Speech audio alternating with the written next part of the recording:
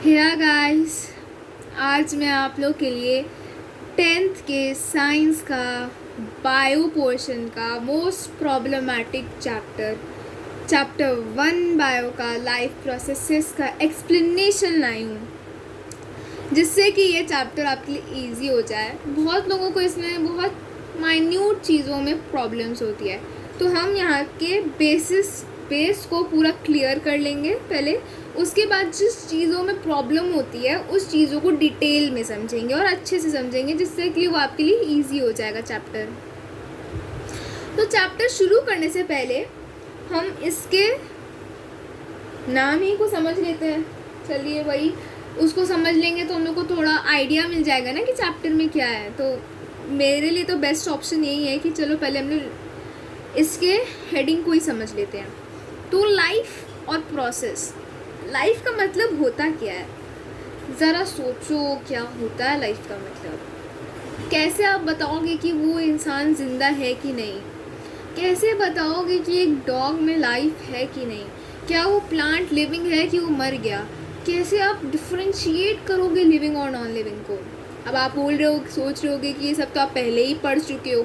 कोई ना कोई मूवमेंट अगर वो शो कर दे, जैसे कि अगर वो डॉग ब्रीथ कर रहा है या फिर उसका हार्ट बीट कर रहा है, मतलब उसका हार्ट बीट चेक करेंगे। अगर वो नॉर्मल रेट पे चल रहा है, एक प्लांट के लिए हम देखेंगे कि वो बल्ज्ड है, मतलब एकदम ग्रीन है, उसकी पत्तियाँ मुरझाई नहीं हैं, तो हम लोग उनको कंसिडर कर देंगे एज लिविंग। अब वहीं अगर हम लोग देखेंगे कि डॉग को सांस नहीं आ रहा है, उसकी हार्ट बीट नहीं चल रही है, या फिर वो जो पेड़ है वो मुरझा गया, तो फिर हम लोग उसको एज डेड कंसिडर कर देते हैं। मतलब वो कोई मूवमेंट नहीं शो कर रहा है, तो उसी को हम कहते हैं लाइफ।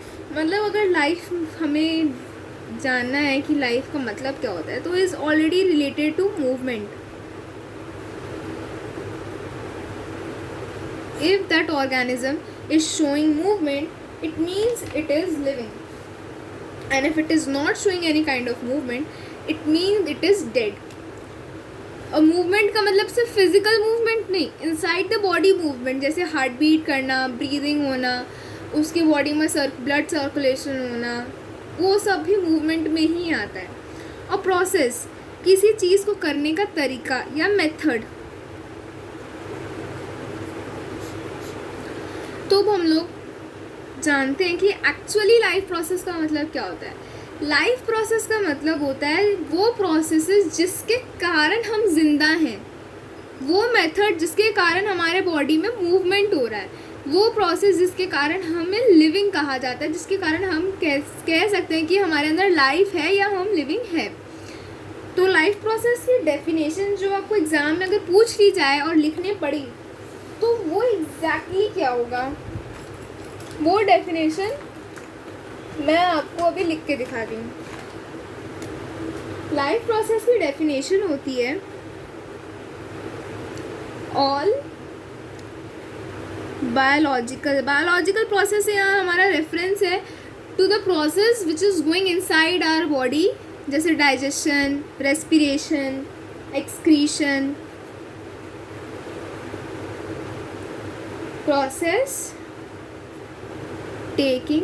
देखो, अगर आपको याद रखना है इसको फॉर लॉन्गर टाइम और आप चाहते हो कि आप एग्ज़ाम में इसको ना भूलो, तो प्लीज़ आप लिखो इन सब चीज़ों को। आप जितना लिखोगे आपको उतना ही याद रहेगा। अगर आप नहीं लिखोगे तो आपको नहीं याद रहने वाला ये सब। Place in our body that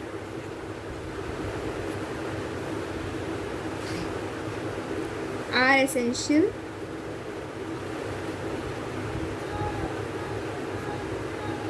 for our survival. Okay, और बायोलॉजिकल प्रोसेस से यहाँ हमारा रेफरेंस है। अगर आपको नहीं समझ में आ रहा तो आप ऊपर या फिर कहीं भी साइड वाइड में लिख लो।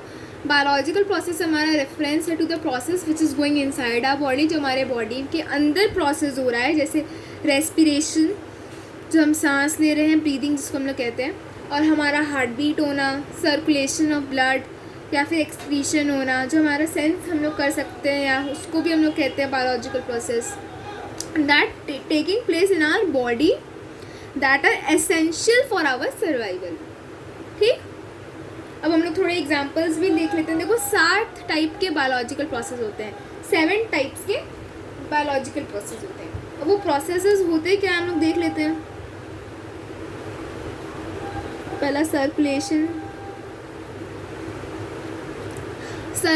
या सर्कुलेटरी सिस्टम।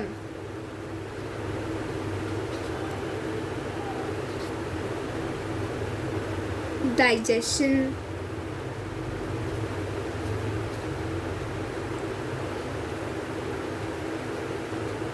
एक्सक्रीशन,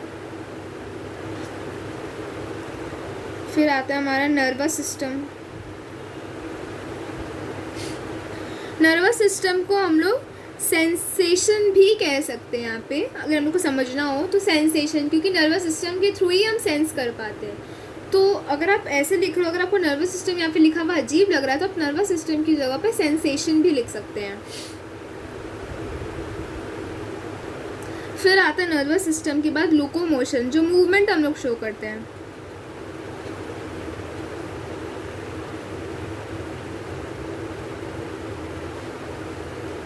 एक सेकेंड। रिप्रोडक्शन,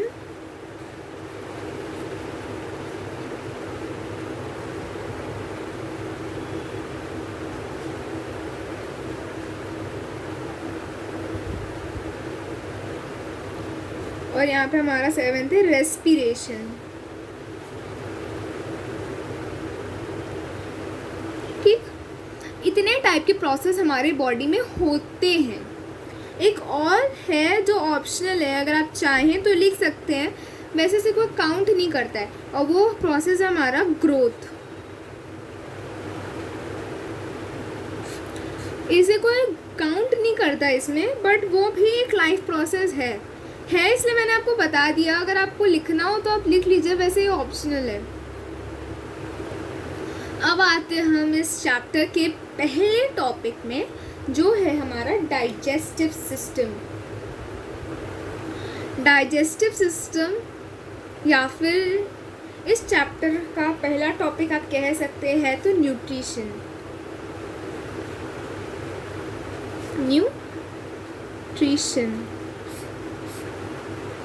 न्यूट्रिशन के अंदर, सॉरी मैंने आपसे गलत कहा, न्यूट्रिशन के अंदर हम लोग डाइजेस्टिव सिस्टम पढ़ेंगे।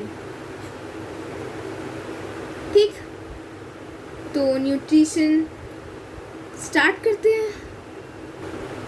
तो न्यूट्रिशन मतलब हम लोग बचपन से पढ़ते आ रहे हैं ये सब। तो आप सब लोग सोचोगे कि बचपन से तो पढ़ते आ रहे हैं यार, इसमें क्या ऐसा है जो हम लोग को 10th में पढ़ाया जा रहा है। तो एक बात याद रख लो, जो चीज़ बचपन से पढ़ते आ रहे हो ना, उसी में सबसे ज़्यादा प्रॉब्लम होने वाली है आपको। क्यों? न्यूट्रिशन आप तो बचपन से पढ़ते आ रहे हो, पर यहाँ पे हम लोग थोड़ा एडवांस लेवल ऑफ न्यूट्रिशन पढ़ेंगे। हम लोग मोड ऑफ न्यूट्रिशन पढ़ेंगे। ये भी आप बचपन से पढ़ते आ रहे हो, बट मैं क्या करूँ, अब चैप्टर में है तो पढ़ना पड़ेगा ही।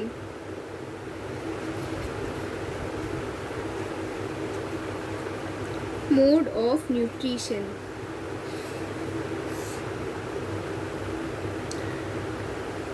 अब मोड ऑफ न्यूट्रिशन कितने टाइप्स के होते हैं? मोड ऑफ न्यूट्रिशन हमारे 2 टाइप्स के होते हैं। कौन से जल्दी से नाम बताऊं? पहला है,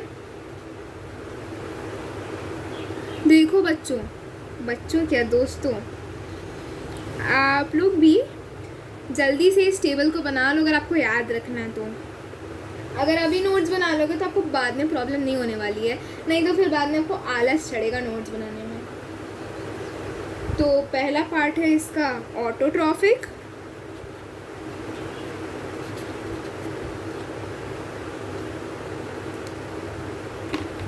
और दूसरा है इसका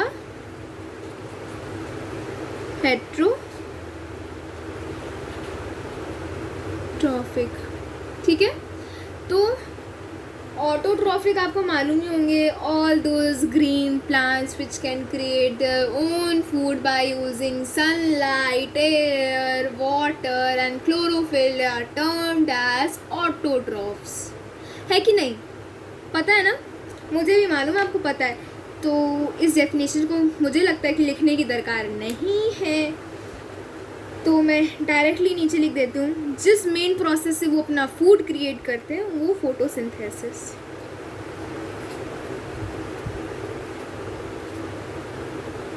ठीक। और जनरली वो ग्रीन प्लांट्स होते हैं, तो हम एग्जांपल में ग्रीन प्लांट्स भी लिख देते हैं। ये बस हमारे समझने के लिए है, इतना कुछ पूछेगा नहीं कि फोटोसिंथेसिस कौन शो करता है, बताओ। मतलब थोड़ा तो टीचर हाई लेवल का देंगे हम लोग को सॉल्व करने के लिए। हेट्रोट्रॉफ्स। अच्छा एक बात बताऊं, आज तक आप लोग को यही पता होगा कि ऑटोट्रॉफ सिर्फ फोटोसिंथेसिस के थ्रू ही ये करते हैं, बट मैं आज आपको एक नई बात बताती हूँ। एक और प्रोसेस होता है जिसके थ्रू बैक्टीरिया भी अपना खुद का खाना बनाते हैं। वो प्रोसेस को हम लोग फोटोसिंथेसिस नहीं कहते हैं, उसको हम लोग कहते हैं, एक सेकेंड दोस्तों, मैं इसको थोड़ा नीचे ले जाऊँ ताकि इजीली आपको दिखे। उसको हम लोग कहते हैं केमोसिंथेसिस। और केमोसिंथेसिस पूछ सकता है केमोसिंथेसिस क्या होता है। फोटोसिंथेसिस, जैसे फोटोसिंथेसिस में फोटो मतलब लाइट से रिलेटेड होता है, सनलाइट से हम लोग को, सनलाइट के थ्रू जो हम लोग खाना बना सकते हैं प्लांट्स, उसको हम लोग कहते हैं फोटोसिंथेसिस। उस प्रोसेस को हम लोग कहते हैं फोटोसिंथेसिस, है ना। उसी तरह कुछ केमिकल को यूज़ करके जो बैक्टीरिया से अपना खुद का खाना बना लेते हैं, उस प्रोसेस को हम लोग कहते हैं केमोसिंथेसिस। ठीक। और केमोसिंथेसिस का अगर आपको एग्जाम्पल पूछेगा कि केमोसिंथेसिस कौन शो करता है, तो उसका बहुत बढ़िया एग्जाम्पल है सल्फर बैक्टीरिया।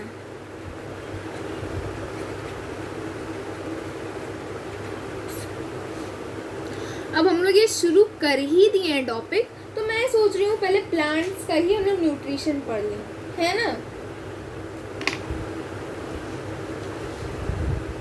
तो हम लोग पहले प्लांट्स की न्यूट्रिशन से शुरू करेंगे।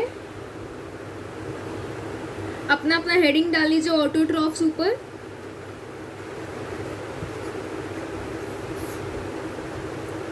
और जिसको नहीं पता कि ऑटोट्रॉफ्स क्या होते हैं, क्योंकि बहुत महान हस्तियां भी होती हैं जिनको नहीं पता कि ऑटोट्रॉफ्स क्या होते हैं, वो नीचे लिख लीजिए सेल्फ फूड सिंथेसिस। जो खुद का खाना खुद बना सकते हैं उनको कहते हैं हम लोग ऑटोट्रॉफ्स, रॉ मटेरियल से। और रॉ मटेरियल का यहाँ से ऐसे जैसे सनलाइट, वाटर, एयर, ऐसे। ठीक। अब हम लोग को सेल्फ फूड सिंथेसिस के लिए हमारा जो मेन पार्ट है वो होता है हमारा फोटोसिंथेसिस। केमोसिंथेसिस के बारे में हमें ज़्यादा नहीं पढ़ाया गया, हमें यहाँ पर फोटोसिंथेसिस के बारे में ज़्यादा पढ़ना है, तो हम फोटोसिंथेसिस ही पढ़ेंगे।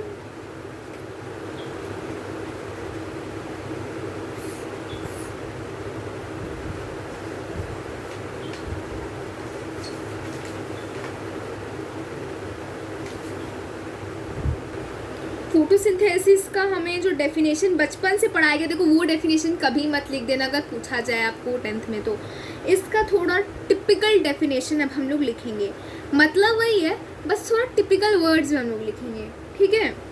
तो इसका डेफिनेशन अगर पूछा जाए बोर्ड्स में, तो डेफिनेशन होगा the process in which green plants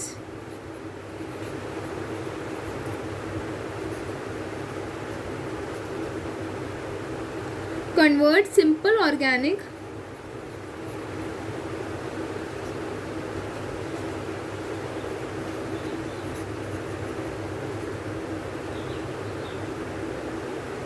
simple inorganic compounds like H2O and CO2 into complex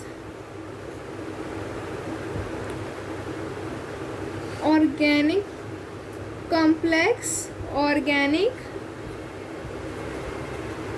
compounds like C6H12O6। ये ग्लूकोज का फॉर्मूला याद कर लो, रट लो इसको। ये ग्लूकोज का फॉर्मूला है, कभी भी पूछ दे तो लिख देना, केमिस्ट्री में भी पूछता है।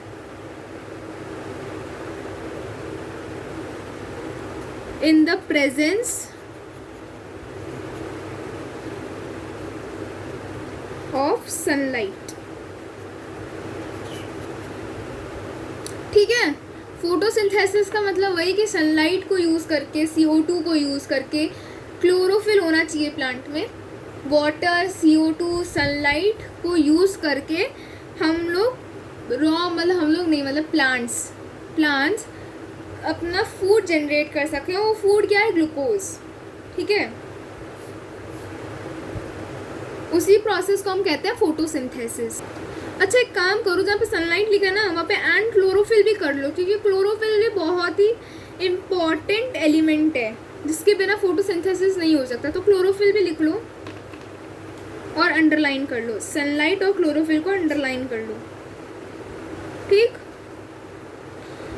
अब ये हो तो जाता है। अब देखो सिंपल सा इसका इक्वेशन भी है, इक्वेशन भी हम लोग देख ही देते हैं। CO2 plus H2O gives C6H12O6 plus O2 as a by product. जो हम लोग के लिए लिविंग गैस है वो इसका एक्सक्रीटरी गैस है, सोच लो। तो ये वो फॉर्म करता है।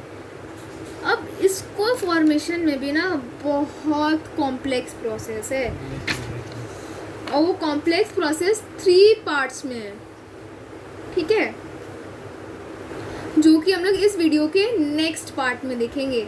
तब तक के लिए बाय बाय। यहाँ तक रिवाइज कर लेना, नेक्स्ट वीडियो में हम लोग इसके आगे करेंगे।